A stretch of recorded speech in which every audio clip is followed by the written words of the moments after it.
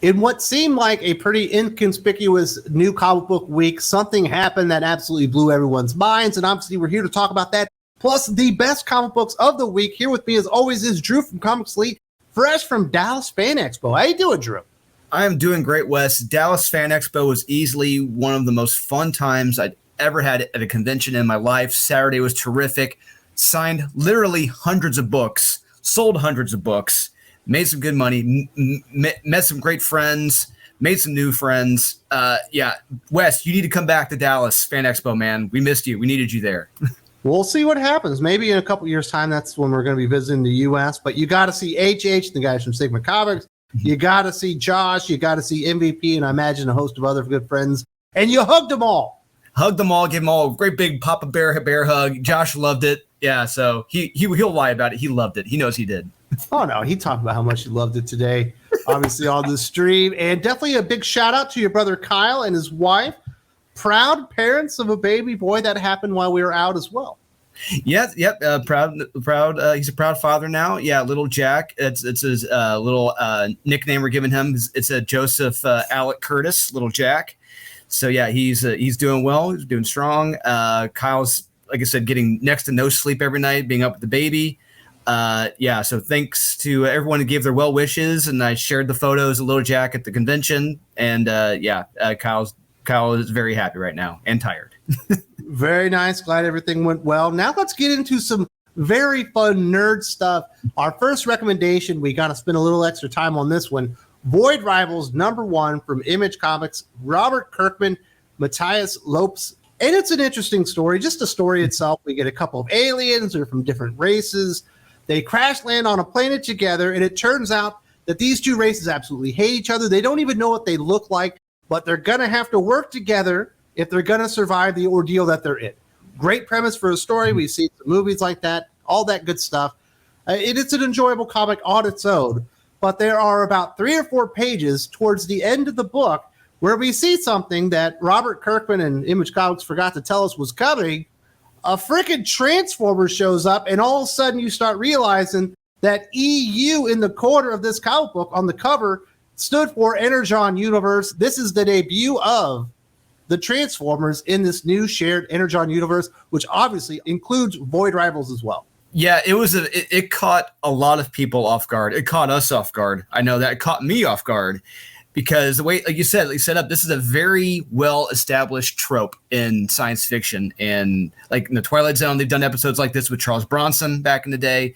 And there was the great movie Enemy Mine with Dennis Quaid and Louis Gossett Jr., and they had to survive. It's a trope because it works. And yeah, I went with it, and it takes place, 1 million years in the future, I think. And they're on this planet trying to survive. And wouldn't you know it? Yeah, they find this little ship on this alien planet and turns into Jetfire. And he says, "Oh, what year is it? What's going on? I must leave now." And he takes off, and they're like, What just happened? Just like the readers. The readers were like, what just happened? Transformer just showed up out of nowhere. And yeah, it's a very fun read. It's cool seeing Jetfire again. And I got to recommend, do check this out if your comic book shop hasn't sold out of it by now. Yeah, it's a very fun read. And it was a very Robert Kirkman thing to do when he canceled or ended his The Walking Dead series. He didn't tell anybody. They were soliciting future issues, and nobody knew what was coming when you got to the end. And it was the finale of The Walking Dead. You were completely caught off guard. Same thing here in Void Rivals. And I find it exciting. That's the coolest thing you could do because no one saw it coming. Yeah, like you said, Robert Kirkman is good at that. He is good at keeping a secret, and no one can really do it as well as him. Yeah, I'm right here with Sean. Sean, we were in San Diego when they were selling, I think, the second to last issue of The Walking Dead, and no one knew about it. And it was announced at San Diego, and we're like, what the hell are you talking about? You're now ending it? And yeah, it's a very rare talent to find a creator who can hold on to a secret for that long, especially a big secret like this.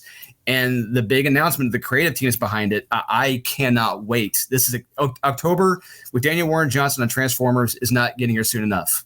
If you need all the details or you want to revel in it with myself and Jim from Weird Science, there will be a video first thing tomorrow as we absolutely geek out. We have a geekgasm over all this Transformers G.I. Joe news coming out about Skybound, and obviously Robert Kirkman as well. Huge recommend. Didn't see it coming. Void Rivals #1.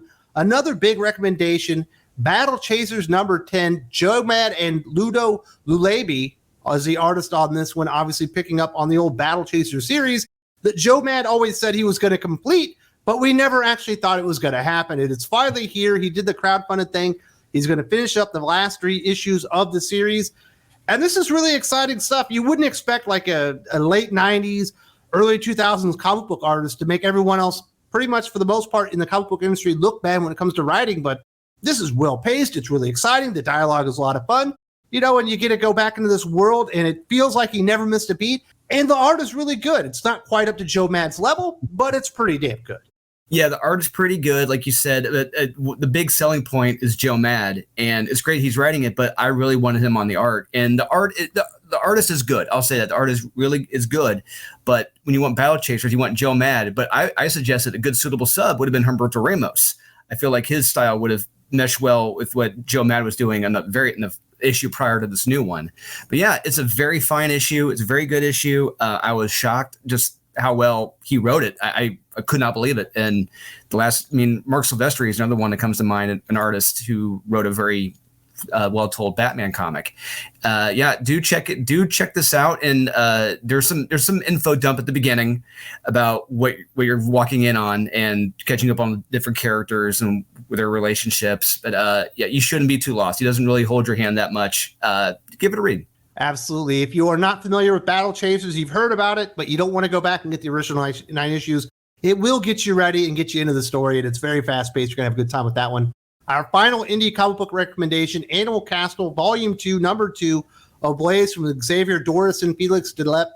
Another wonderful installment of this series where they're basically taking Animal Farm from back in the day, turning it into a comic book and kind of talking about socialism through the eyes of animals and all these things that are happening. I know your personal favorite is a very horny rabbit. Caesar the rabbit. Yeah, Caesar. Yeah, that first issue, he's got that line of rabbits waiting to come into his little hut to bump uglies with them. I love it. He's great. This series, it packs a punch once again. Yeah, so the resistance against the dogs in charge are using non-lethal methods to send a message. And in this case, it's with the daisy. The daisy is their non-lethal message. Thus, it is decreed that daisies are illegal propaganda, and anyone with one will be tossed in the dungeon. But the dogs are onto the cat leading the pack. They won't toss her into the dungeon so she can be the martyr. They don't want that to happen. But they're going to send her home while everyone else suffers because of her and her actions. And I love the method of torturing, like being a bar of soap and bathing. I mean, if you try to wash a pet, you know how rough it can be a lot of times. But I won't spoil the rest, but this is a really damn good, really emotional, great political debates in this comic, fantastic art. This is truly a gem in the comic book world and one that must be read. Pretty please, with sugar on top, please do check out Animal Castle. So we've only got the 3 indie comic book recommendations. Obviously, the Void Rivals was a really big news. Now let's get over to Marvel because we do have a couple recommendations there. Venom Lethal Protector Volume 2, Number 4. David Michelini, Farid Karami on art here. If you're tired of new school comic book writers, David Michelini definitely goes old school in this one.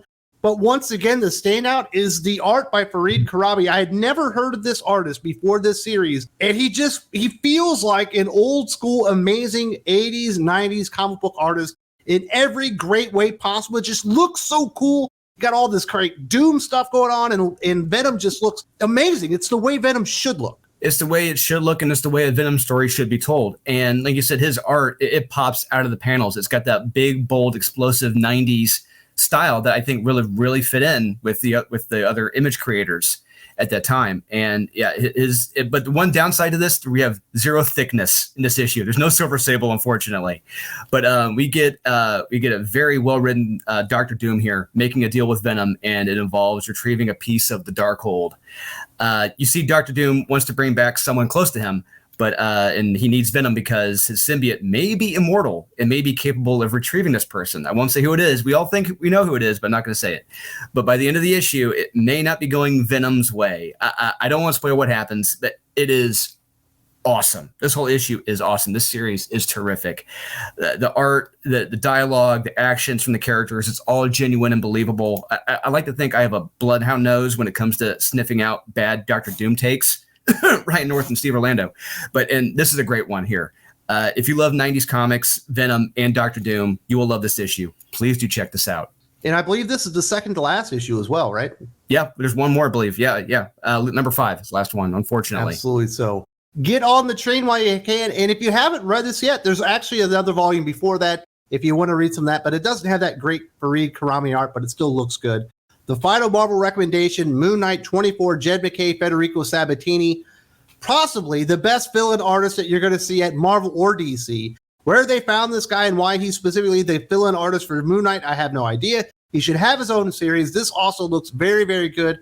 He fits in very seamlessly to what they've done before that with the mainline artist. Moon Knight's been easily the best ongoing series for Marvel for at least a year and a half now, and it doesn't feel like that's going to change anytime soon. Yeah, this issue was really, really good and an emotional one at that.